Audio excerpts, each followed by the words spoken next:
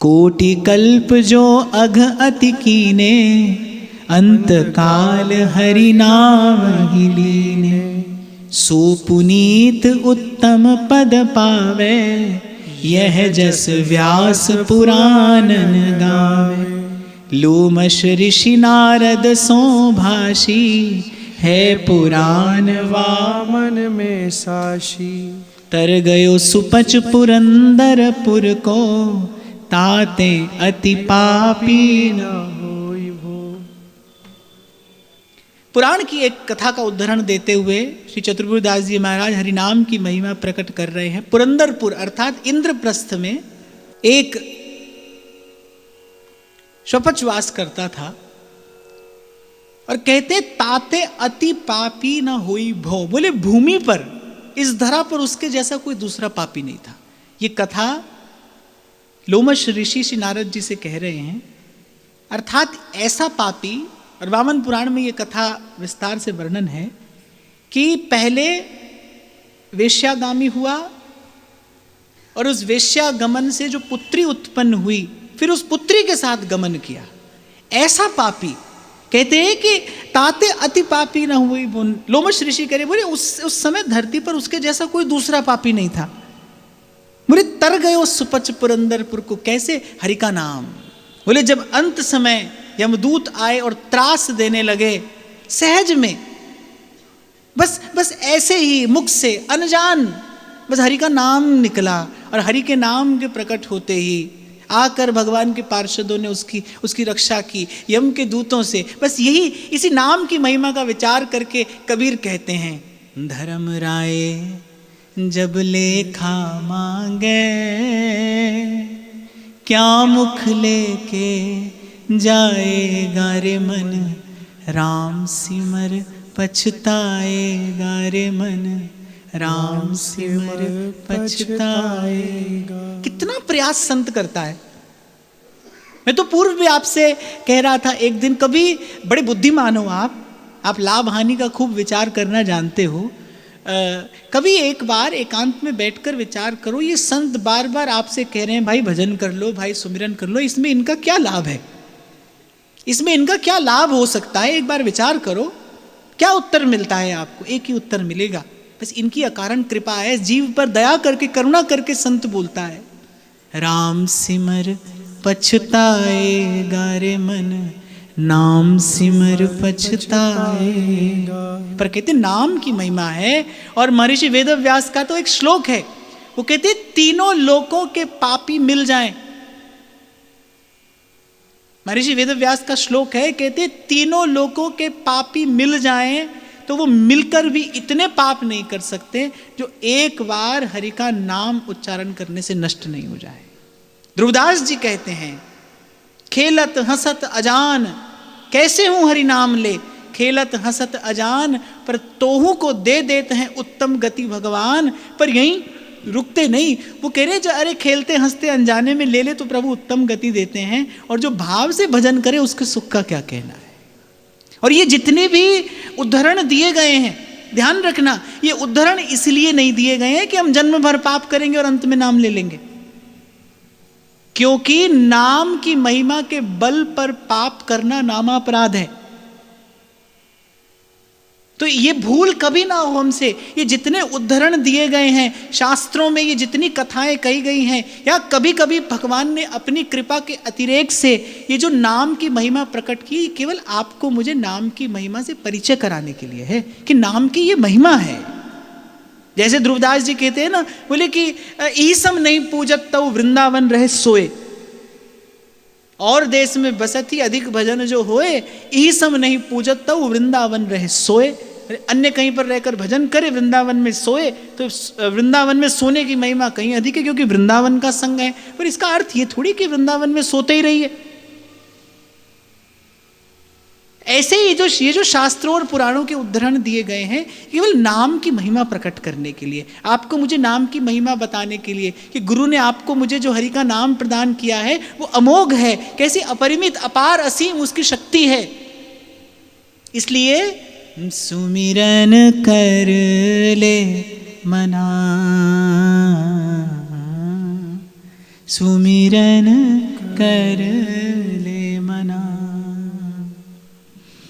हरि उर आवे हरि जस भावे, हरिदासन सो प्रीति बढ़ावे।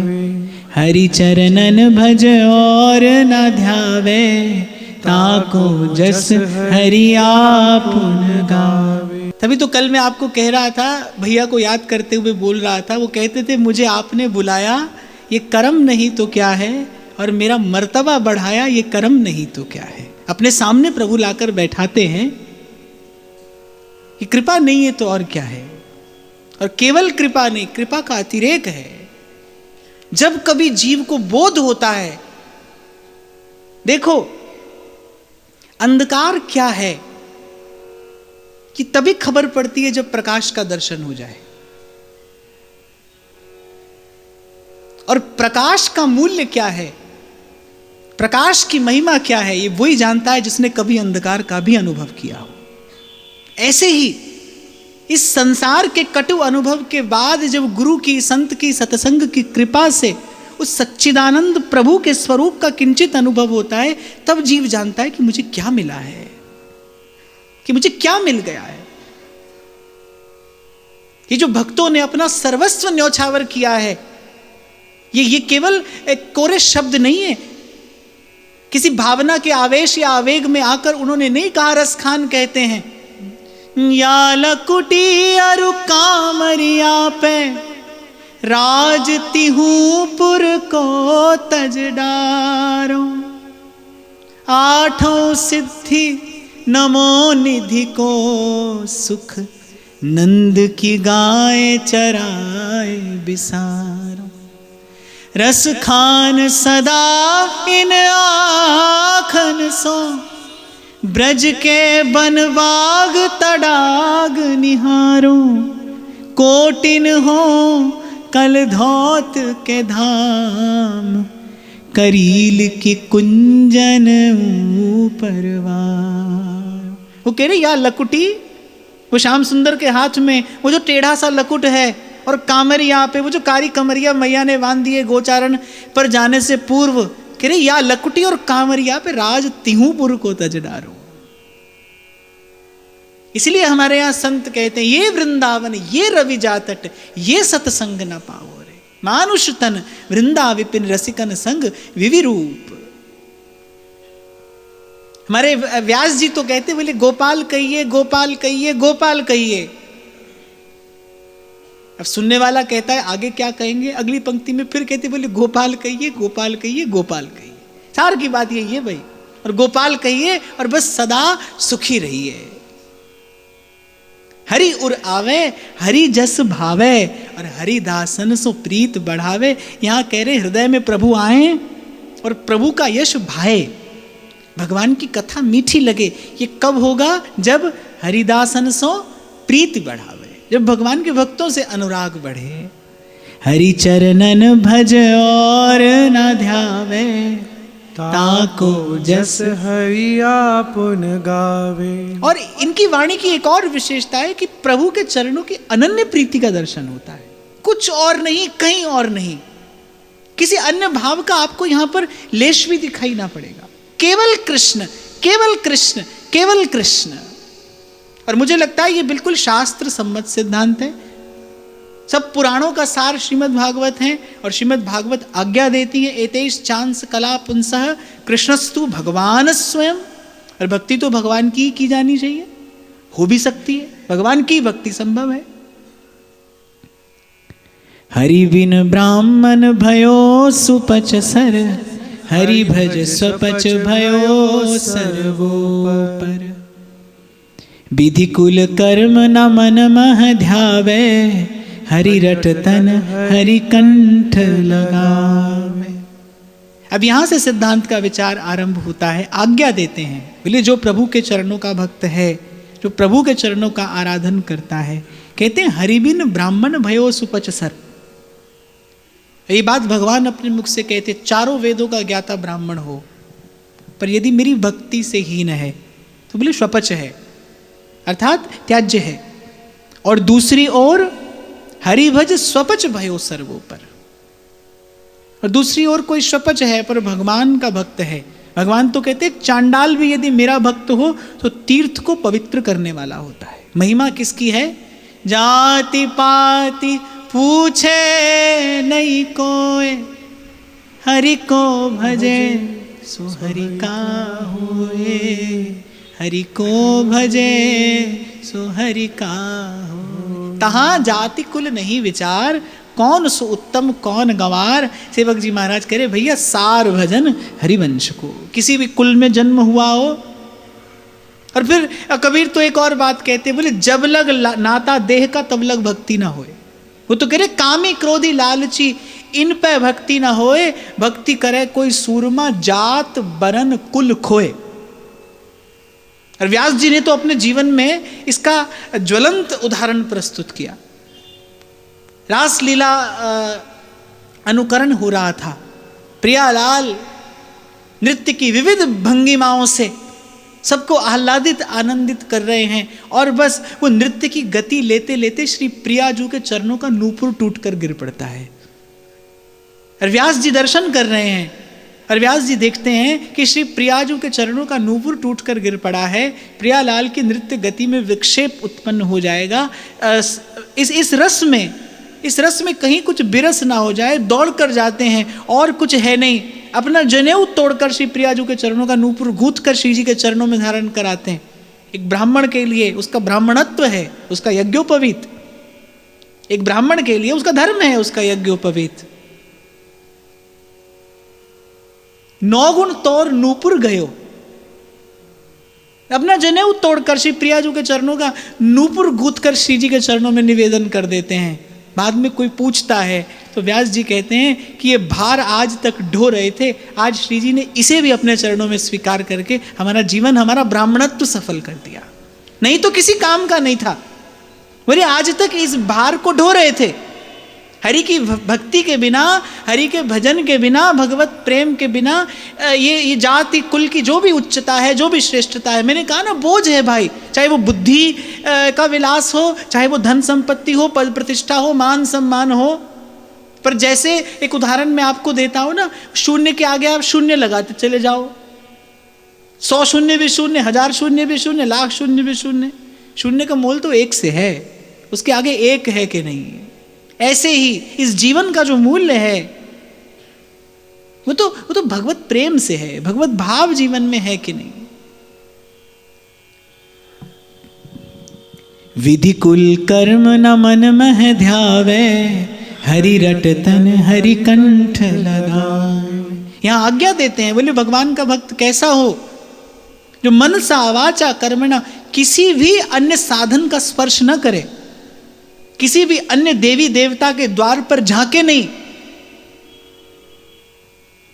जो हम भले बुरे सो तेरे, जो हम भले बुरे सो तेरे। और देव सब रंग बिखारी, और देव सब रंग बिखारी, त्यागे बहुजू अनेरे, जो हम भले बुरे सोते।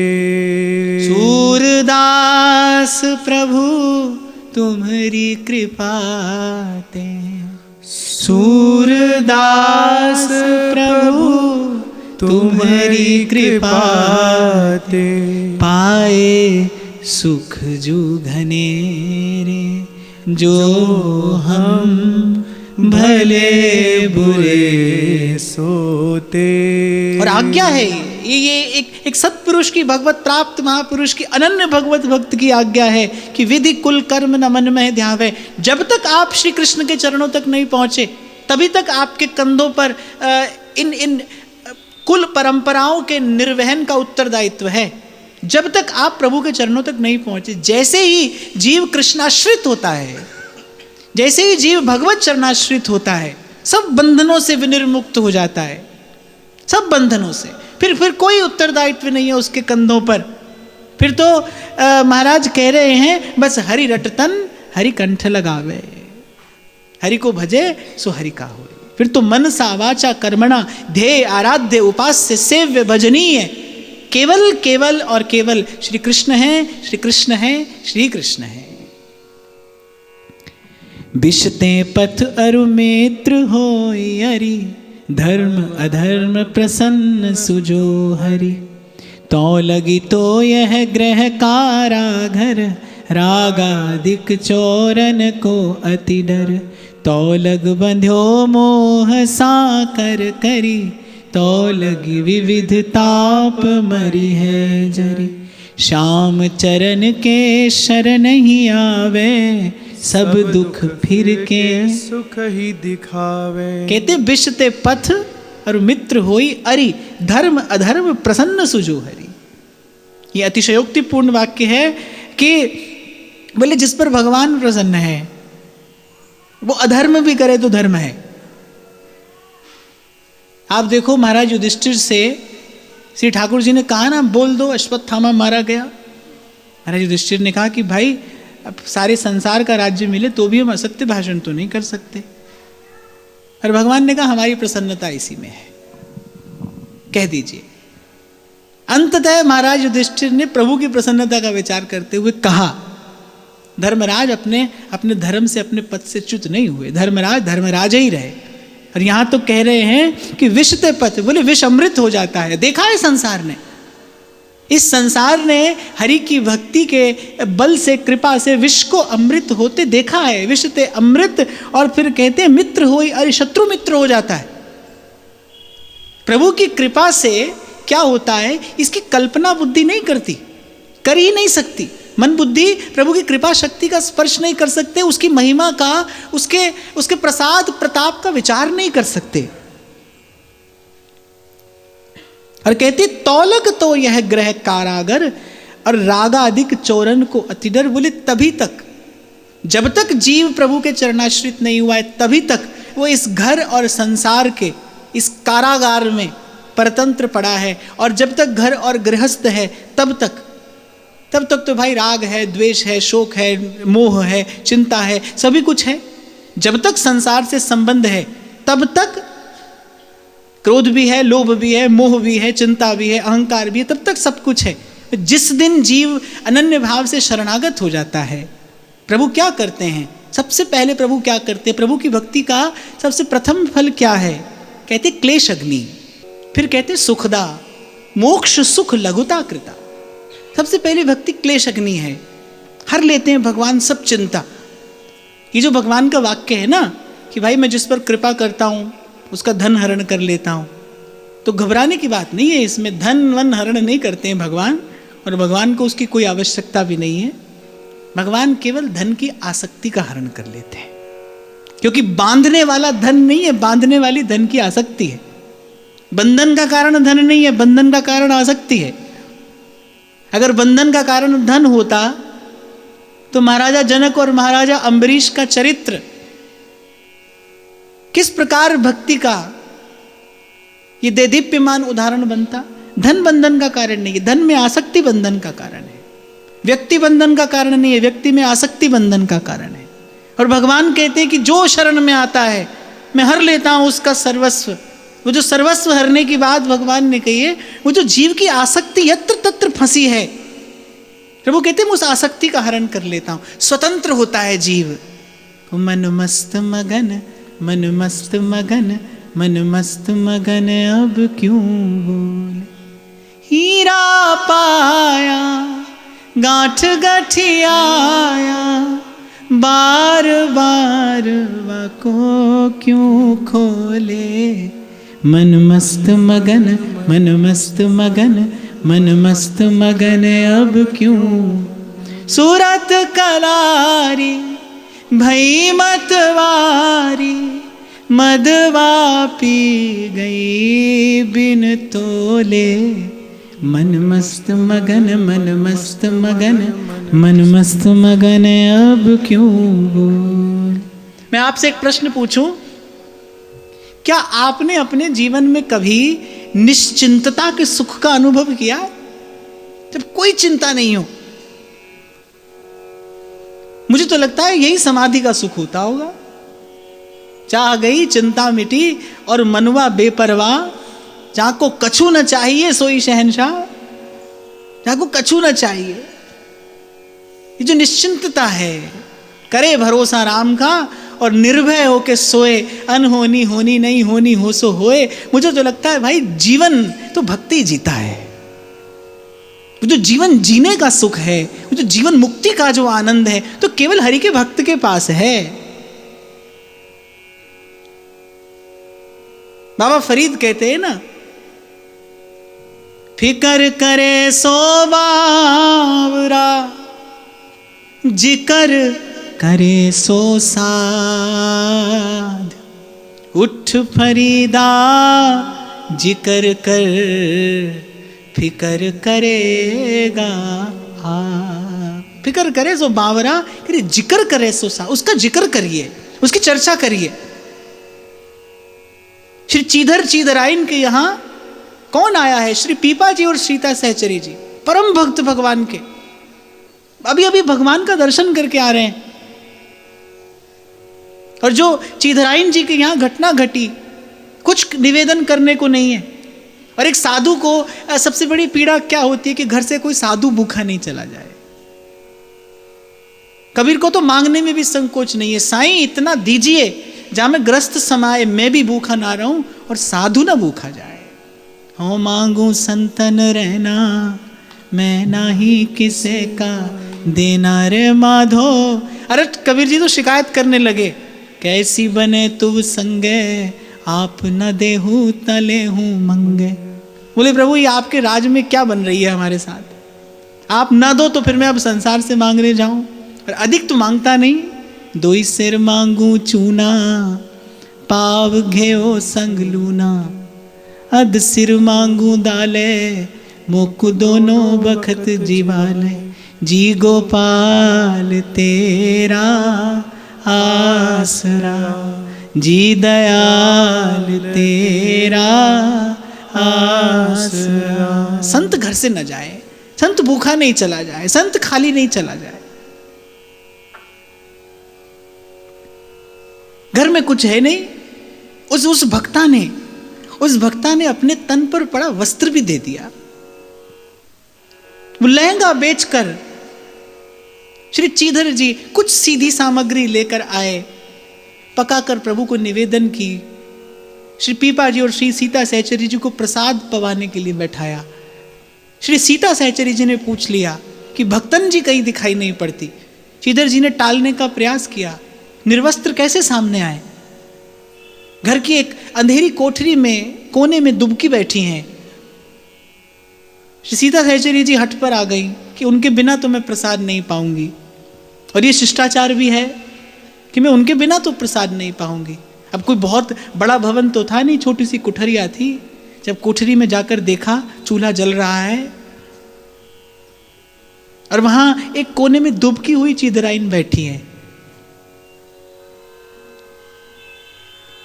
श्री सीता सहचरी जी के मुख से एक ही बात निकली, अरे आप यहां पर ऐसी उघारी बैठी हैं, ऐसे कोई प्रेम से हाथ पकड़कर अपने पास बैठाता है ना। ऐसी चीधराइन जी ने सीता सहचरी जी का हाथ पकड़कर अपने पास बैठाया। बोले अरे ये देह उघारा क्या और ढका क्या, प्रभु का दर्शन करके आइए, प्रभु की चर्चा करिए। ये क्या चर्चा लेकर बैठ गई आप प्रभु का दर्शन करके आई हैं, आप द्वारिकाधीश का दर्शन करके आई हैं। मेरे प्रभु का रूप कैसा है, मेरे प्रभु का माधुर्य कैसा है, मेरे प्रभु का ऐश्वर्य कैसा है, कुछ मेरे प्रभु की चर्चा करिए। जिक्र करे सो साध। जब सूरदास जी गाए जा रहे थे अपने अवगुण, तो वल्लभाचार्य महाप्रभु ने कहा, अरे तेरे अवगुण गाने से तेरे अवगुण दूर नहीं होंगे, प्रभु का गुण गाने से तेरे अवगुण दूर होंगे। अपने अवगुण गाने से अपने अवगुण दूर नहीं होते। जैसे मैं कई बार आपको कहता हूं ना, अंधकार कैसे दूर होता है? अंधकार करने से दूर नहीं होता। तीर तलवार लेकर अंधकार से लड़ो तो अंधकार दूर नहीं होता। ये जो लोग बड़े बड़े कठिन व्रत करते हैं, क्लिष्ट साधन करते हैं, शरीर को तपाते हैं भगवान की माया पर विजय प्राप्त करने के लिए, विचार करिए, क्या तीर तलवार से अंधकार से लड़ा जा सकता है? अंधकार से लड़ने के लिए तो बस एक नन्हा सा दीपक जलाना पड़ता है, बस। ऐसे ही जीव तो है ही भाई, मेला कुचैला, इसमें क्या है? गोस्वामी जी तो कहते हो प्रसिद्ध पातकी, तू पाप पुंजहारी, तू दयालु दीन हो, तू दानी हो भिखारी। हम तो हैं मैले कुचैले, अब क्या गाते रहे, हम मैले हैं, हम ऐसे हैं, हम वैसे हैं। अब हैं भाई ऐसे ही हैं, जो हम भले बुरे सो तेरे। तो श्री महाप्रभु जी ने कहा अरे कुछ प्रभु का यश गाओ। इसीलिए कल विराम के क्षणों में मैंने आपको निवेदन किया था, जीवन का आदर क्या है? बस जो क्षण हरि के भजन में जाए, हरि के स्मरण में जाए, वही जीवन का आदर है। जीवन का सर्वश्रेष्ठ सदुपयोग क्या है?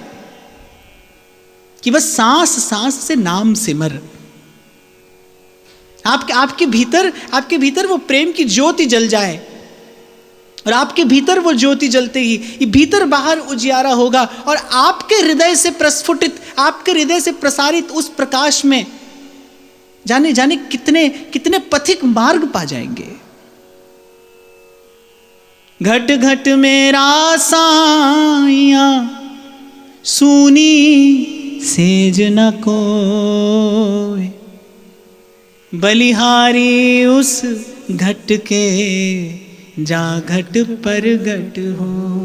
आप देखो, एक संत आता है, एक संत आता है नौका बनकर इस भव सिंधु में, और असंख्य असंख्य कितने जीवों को भव से पार ले जाता है। एक संत आता है, सतरती सतरती स लोकांस तारयति, बोले आप तो तरता ही है, यानी कितनों को तार देता है। किस प्रकार? बस ऐसे ही करें कथा और अर्थ विचारे, आप तरे औरन को तारे। कह रे दास मिले हरिदासा, जन्म जन्म की पूरी आशा, जन्म जन्म की पूरी आशा। तो कहते विधि कुल कर्म न मन में ध्यावे, हरि रटतन हरि कंठ लगावे, विषते पथ अर मित्र होई अरि, धर्म अधर्म प्रसन्न जो सो हरि। तौलग तो यह ग्रह कारागर, रागादिक चोरन को अति डर, तौलग बंध्यो मोह साकर कर, तौलग विविध ताप मरी है जर, श्याम चरण के शरण ही आवे, सब दुख फिर के सुख ही दिखावे। इन सब दुखों का अंत भज गोविंदम, भज गोविंदम, गोविंदम भज मूढ़ मते। मैं आपसे पूछूं दुखी कौन है? सब कहेंगे ना भाई, कहीं ना कहीं से थोड़े थोड़े तो दुखी हैं ही। सुख कौन पाना चाहता है? सब सुख पाना चाहते हैं।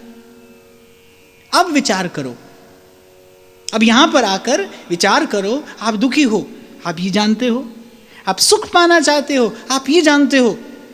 जहां से मैंने चर्चा आरंभ की मैं वहीं पर आ रहा हूं। आप दुखी हो आप ये जानते हो, आप सुख पाना चाहते हो आप ये जानते हो, और अब तो सत्संग की कृपा से ये भी खबर पड़ गई आपको कि सुख कहाँ मिलेगा। हरि के भजन में सुख मिलेगा, फिर भी हरि का भजन नहीं होता। ये माया श्री कृष्ण की मोयो सब संसार। और इस माया के अंधकार से वही लड़ेगा जिसके हाथ में नाम का दीपक हाथ ले, चलिए बीहड़ बाट, जाए अंधेरा लांघ कर, उतर करम का घाट। नहीं तो भाई पूर्व मैंने आपसे कहा था, जीव करता है, भरता है और मरता है, और इस करने भरने और मरने को जीवन समझता है। करता है, भरता है और मरता है, पर जो लग जाता है गुरु के चरणों से, वो ना तो करता है, वो कर्म से मुक्त होता है, और कर्म से मुक्त होते ही वो कर्म के बंधन से मुक्त हो जाता है, कर्म फल से मुक्त हो जाता है, शुभ अशुभ से मुक्त हो जाता है, शुद्ध अशुद्ध से पार हो जाता है। जैसे करना छूटता है ऐसे ही भरना भी छूटता है। और वस्तुतः करना और भरना ही तो मरना है। बार बार करना और फिर उसका फल भरना। पहले कर्म करना फिर फल भुगतना। पहले इस संसार में आकर कर्म किया, फिर इसी संसार में आकर उस कर्म का फल भुगता, और पुनरपि जन्मम पुनरपि मरणम। तो जो जीव गुरु के चरणों से लगकर, जो जीव सत्संगति से लगकर जाग जाता है, वो न करता है, न भरता है, न मरता है, वो तो सीधे सीधे गुरु की कृपा से बस भव सिंधु तरता है। तब न करना है, न भरना है और न मरना है। बस नाम का दीपक हाथ ले चलिए बीहड़ बाट, और जाए अंधेरा लांघ कर उतर करम का घाट। नासा श्रवण नैन भटकावहि, आप कहीं जित तित धावहि। बहुत त्रियाजो पति न चावहि, हरि भजनन ते सुख ही दिखावहि। कहते प्रत्येक इंद्रिय जो है वो जीव को भटका रही है। आप देखो, आंख से जीव भटकता है, कान से जीव भटकता है। आंख से भटकने के कितने उदाहरण शास्त्रों में हैं। कुछ अनुचित देख लिया, भोग का संस्कार मन में पड़ा। कुछ लोग कहते हैं ना, बोले भोग लीजिए फंसिए मत। ऐसा होता नहीं भाई। ऐसे कुछ सिद्धांत प्रचलित हैं। बोले तेन त्यक्तेन भुंजिथा, विषय का भोग करिए लेकिन विषय में फंसिए मत। विषय का भोग करके फंसना ना फंसना तो छोड़िए, विषय का चिंतन करने से भी व्यक्ति फंसता है। विषय का चिंतन करने से भी विषय का संस्कार पड़ता है। और मेरा तो छोटा सा अनुभव ये कहता है कि विषय के भोग से इतना प्रगाढ़ बंधन नहीं होता जितना विषय के चिंतन से होता है। क्योंकि भोग थोड़ी देर के लिए भोग सकते हैं आप, चाहे भी, तो आपके पास सामर्थ्य नहीं है बहुत देर तक किसी भोग को भोगने की। वो रसना का सुख हो, वो स्पर्श का सुख हो, कितना भोजन कर लेंगे भाई? कितना भी सुस्वादु भोजन क्यों ना हो, कितना कर लेंगे आप? अधिक कर लेंगे, बहुत अधिक कर लेंगे, पर कितना? रुक जाना पड़ेगा ना कहीं। ऐसे ही शरीर का, विषय का कोई भी भोग हो, उसकी एक सीमा है। भोग भोगने की तो एक सीमा है, पर भोग के चिंतन की कोई सीमा नहीं है। जागते सोते जीव विषय का चिंतन करता है, चिंतन में लिप्त रहता है। विषय का चिंतन बहुत अधिक भयावह है, बहुत अधिक भयंकर है। तो कहते हैं कि ये नाशा श्रवण नयन भटकावहि, नेत्र भटकाते हैं, कान भटकाते हैं। इसीलिए तो भक्त लोग कहते हैं, ये आँख मेरी लाडले राहा रावरी हेरत रहे, ये मेरी रसना चात की रस घन तुम्हें टेरत रहे। दर्शन करिए प्रभु का बार बार, दिन में कई कई बार नाम जपिए, प्रभु की लीला का श्रवण करिए। ये प्रत्येक इंद्रिय किसी न किसी प्रकार से बस प्रभु के निकट बनी रहे। देखो, जैसे ही संसार की ओर देखोगे विकार आएगा। आपको मैं इसका एक बड़ा सशक्त सा उदाहरण निवेदन करता हूं। द्वारिकाधीश बैठे हैं, अर्जुन के रथ के सारथी बने, सव्यसाची पीछे खड़े हैं, युद्ध के मैदान में आए हैं, ओज तेज उत्साह से भरे हुए। युद्ध करने के लिए ही तो आए थे अर्जुन। और क्या अर्जुन नहीं जानते थे कि सामने कौन खड़ा होगा? जानते ही थे कि शत्रु सेना में कौन कौन है। अर्जुन परिचित थे, लेकिन जैसे ही युद्ध भूमि में आए तो अर्जुन ने श्री कृष्ण से कहा कि केशव, मेरा रथ रण क्षेत्र के मध्य में ले चलिए। भगवान ले गए, और जैसे ही भगवान ने कहा देखो पार्थ सामने, अर्जुन श्री कृष्ण की ओर देख रहे थे। जैसे ही कहा पार्थ देखो सामने, और जैसे ही अर्जुन की दृष्टि श्री कृष्ण से हटी और सामने उस शत्रु सेना पर पड़ी, अर्जुन विचलित हो गए। संत चिंतन करते हैं इस घटना का कि जब तक जीव की दृष्टि प्रभु पर है, आपके मार्ग में कोई बाधा नहीं है, कोई अवरोध नहीं है। वजूदे खार क्या है? बस गुल से नजरों का फिसल जाना। आंख भले दो हो पर दृष्टि तो एक है ना। या तो फूल दिखाई पड़ेगा या कांटा, कांटा हो तो फूल नहीं है, फूल हो तो कांटा नहीं है। कह रहे जीव की दृष्टि प्रभु पर रहे, वो बड़े से बड़े अवरोध को भी पार कर जाता है। जैसे ही भगवान से दृष्टि हटी, अर्जुन व्याकुल हो गए, विचलित हो गए। और वो व्याकुलता भी कैसी, अर्जुन का सारा शौर्य, सारा पराक्रम पसीने में बह गया, गांडीव हाथ से छूट गया, कैसी दशा अर्जुन की हुई, निस्तेज हो गए अर्जुन, गिर पड़े, धनुष हाथ से छूट गया। ये सब किस लिए हुआ? प्रभु से दृष्टि हटकर संसार पर गई। और आपकी और मेरी दृष्टि तो है ही संसार पर, सुख का द्वार तो हमने ही बंद किया है। अब भाई जब तक आंख है तब तक देखना तो पड़ेगा। चयन आपका है, आप संसार देखते हैं, आप जगत को देखते हैं, या जगत में छिपे जगन्नाथ को देखते हैं। और ये जितनी भी कर्मेंद्रियां, ज्ञानेंद्रियां और मन है, ये सर्वत्र भगवत दर्शन करने लगे। इस विराम के क्षण में एक सूत्र आपको निवेदन कर रहा हूं, ये सर्वत्र भगवत दर्शन करने लगे, इसकी एक ही विधि है, मैं सेवक सचराचर रूप राशि भगवंत। सेवा करिए, सबकी सेवा। मैं सेवक सचराचर रूप राशि भगवंत। कण कण में आपको प्रभु की सत्ता की अनुभूति होने लगे। देखो, ये संसार किसी का नहीं है, किसी का हुआ नहीं, किसी का होगा नहीं, रहना भी इसी संसार में है। किराए के घर में भी आप रहो, पर जितने समय आप रहो उतने समय तो वो आपका ही है। आप साफ सफाई घर की अपना ही जान मान कर तो करते हो, क्योंकि आपको रहना है वहां। ऐसे मैं कई बार कहता हूं कि भाई संसार को परिवर्तन करने का कोई विचार नहीं है हमारा। मैं कोई दुनिया बदलने थोड़ी निकला हूं, और किसी को भी इस प्रपंच में नहीं पड़ना चाहिए। इसे सुंदर बनाने का प्रयास किया जा सकता है। आप जहां रहते हैं बस आपके आसपास स्वस्थ रहे, संसार सुंदर रहे, प्रसन्न रहे, ऐसा प्रयास आप जरूर कर सकते हैं। इसे सुंदर बनाने की चेष्टा कर सकते हैं, बदलने की चेष्टा न करना, उस प्रपंच में नहीं पड़ना, उसे कोई नहीं कर पाया। प्रभु भी आए, पर काल का चक्र अपनी गति से चलता है, और भगवान स्वयं काल का आदर करते हैं। काल भगवान आकर कहते हैं, प्रभु आपका लीला कार्य पूरा हो गया, अब अपने धाम को चलिए। तो भगवान ये नहीं कहते अभी और रुकेंगे, ठीक है आपकी आज्ञा है तो अब अपने धाम को जाएंगे। समय का आदर करते हैं भगवान। ऐसे ही समय का आदर करते हुए बस इतना प्रयास करिए जहां तक हो सके आपसे सबकी सेवा बन पड़े। कल भी मैंने आपको कहा था ना कि जन्मा जग में वही कहा है। ब्रह्म ऋषि स्वामी श्री सत्यानंद जी महाराज की वाणी है। वो कहते जन्मा जग में वही कहा है, जिससे वंश जाति यश पाए, नहीं तो गीत का कहें जीते। कल भी मैं आपसे कह रहा था, सांसों के आने जाने का नाम जीवन नहीं है। आपका जीवन उपयोगी बने, आप सबके लिए उपयोगी हों, आपका जीवन सार्थक बने सबके लिए। अपने मन में यह भाव रखिए। आप देखना, आप अपने मन में यह संकल्प करो। हमारा ऋग्वेद कहता है, वेद की ऋचा कहती है, मैं मनो शिव संकल्पमस्तु।